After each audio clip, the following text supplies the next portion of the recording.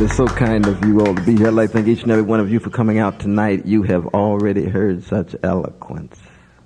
And eloquence defined by Cicero and Quintilian is wisdom speaking. And I'm talking about the one, the only, my brother from whom I learn.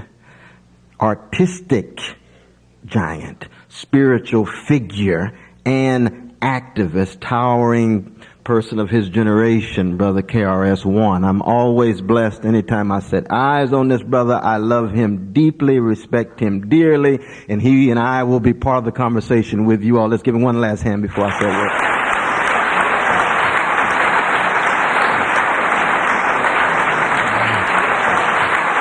Definitely. I hope that I say something that unsettles you,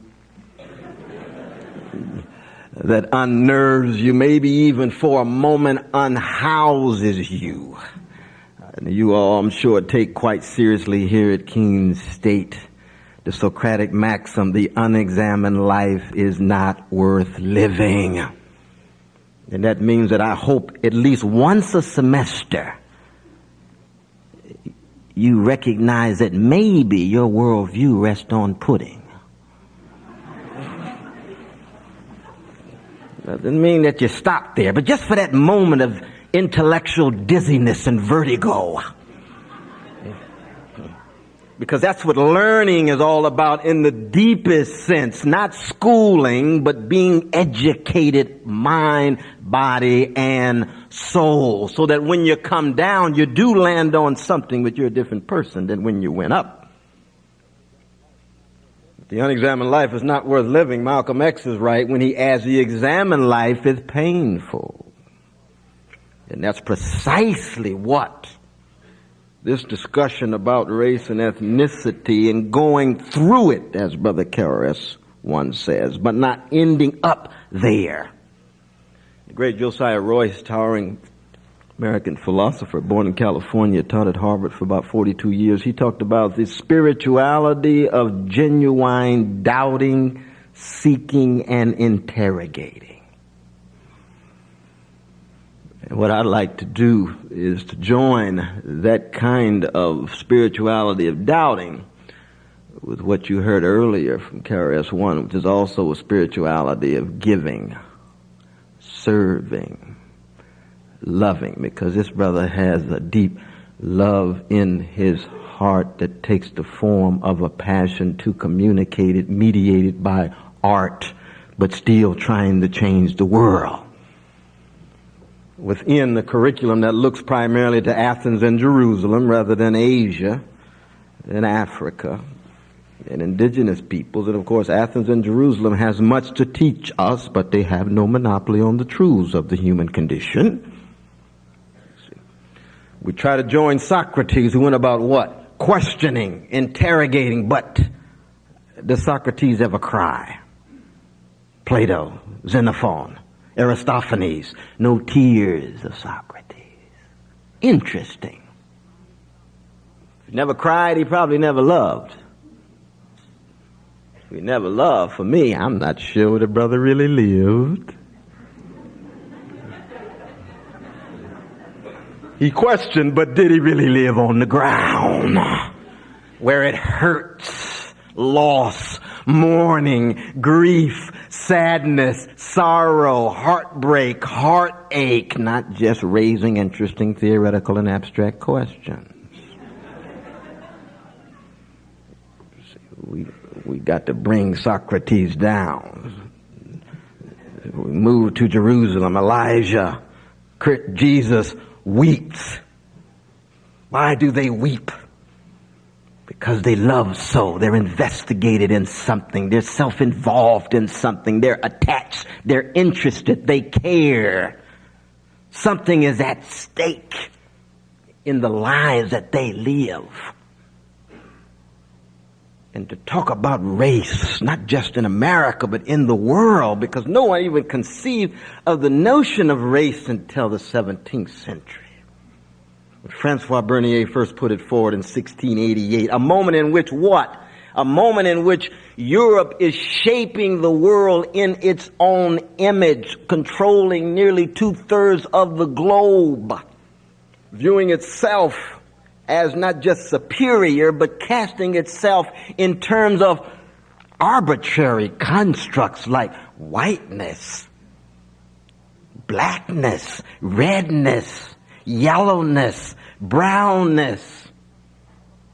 And it becomes part and parcel of this notion that somehow those cast as black, brown, yellow, red are inferior, less beautiful, less intelligent, less moral. What a lie, but my God, that lie is taking on tremendous ferocity. And it's still around. Nobody's concerned about the intelligence of those who have blue eyes as opposed to brown eyes. You can't get a dissertation in the psychology department pursuing that question. Who cares about the intelligence of those in Georgia as opposed to those in North Dakota? You can't get a PhD dissertation in psychology comparing the intelligence of those in Georgia versus North Carolina or North Dakota. But you raise black and white. Oh, it's a very serious issue now. Let's see what the evidence. I know it's going to be tough and delicate for some of you all, but let's see where the evidence goes. Where does the question come from?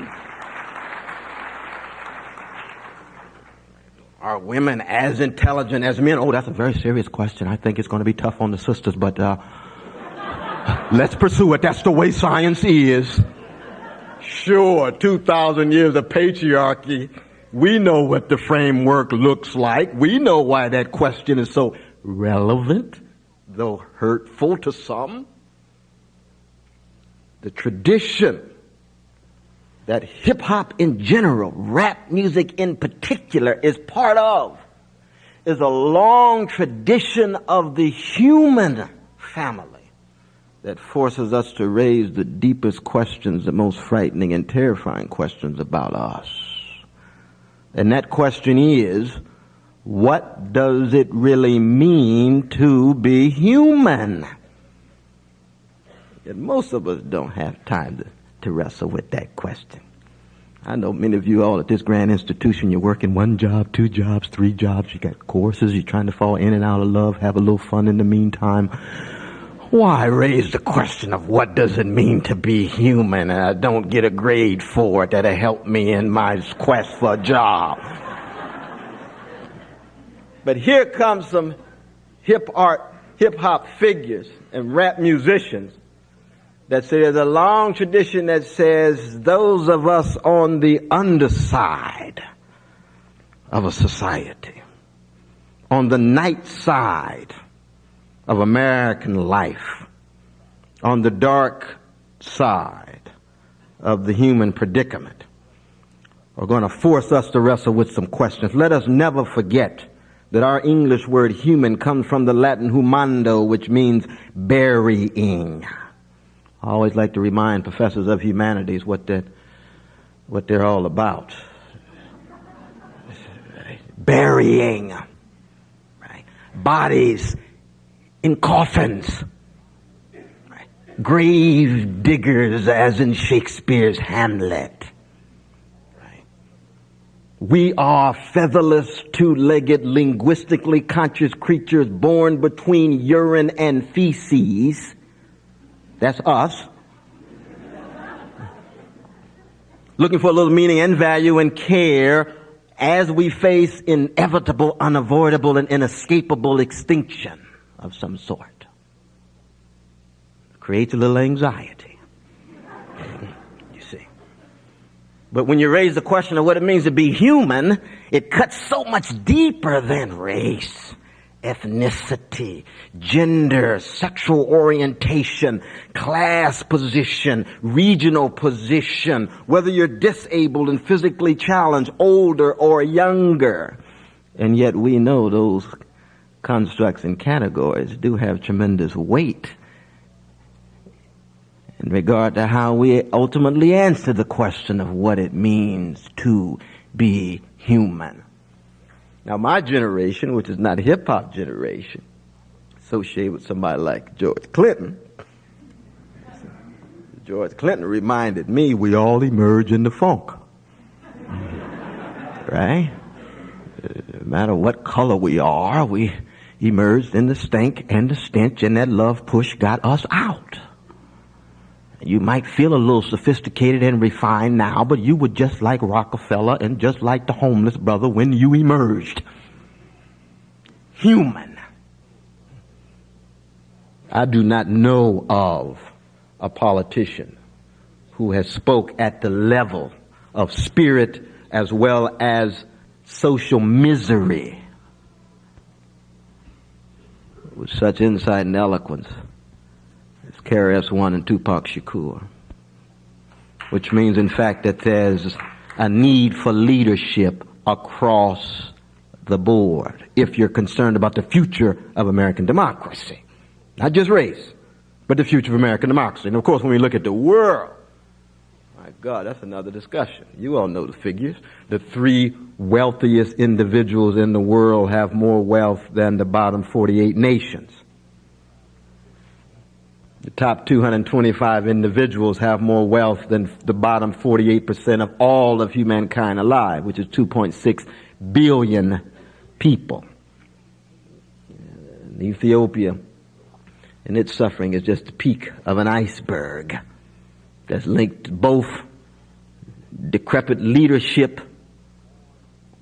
too often predominant on the continent itself, linked to World Bank, IMF policies that impose austere conditions, full access to credit, that downplays education, health, job skills.